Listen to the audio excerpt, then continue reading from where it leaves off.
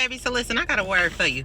One thing I hope we all learned in 2024 is that you cannot be in areas, in rooms, hanging around people who are talking about you.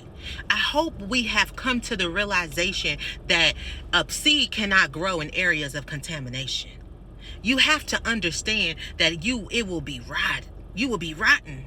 And you will not have all the nutrients. You will not have all of the components that you need, okay? The discernment, okay? You will not have, okay, the knowledge, okay? The understanding, okay? The tools, okay? And the self-awareness, right? To move in the season that God has called you to move in, because we have to understand that seasons change, okay? Old keys won't open new doors. So there is things that we have to understand in this season that we learned last season. Okay, so going into 2025, we are not hanging with people who talk about us behind our back. You can always tell when you're being talked about, because when you deal with someone individually and how they are, when you're around people, it's different.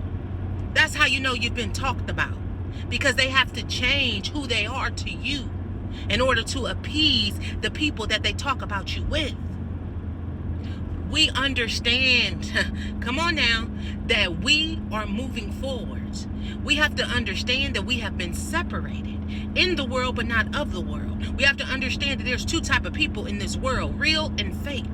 Okay, real people have been tested. They have been tried. They go through trials and tribulations, but they go through that so that character can be built, so grit can be built. Okay, and when you build character and you build grit, you are learning, okay, who is for you and who is not for you. You're learning your own triggers. You're learning who you are and how to operate under pressure. You're learning all of the things that was hidden under the things that you suppressed. But as you begin to change, you begin to express things out your mouth, okay? The opposite of depression is expression, baby. So I hope we have all learned in 2024 that what is not for us, that is not depositing into our life, only withdrawing, okay, switching up, manipulating, we have let that go. We have stepped into the newness of who we are in its totality. And we're not ashamed to speak our mind.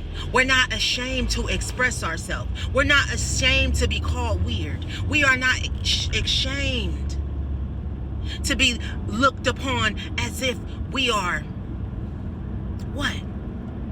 It don't even matter what the what is, because whatever it is that they are saying out of their mouth, that they are thinking about us, we have to understand who we are. As long as we reflect and check ourselves daily, a man must search his own heart daily.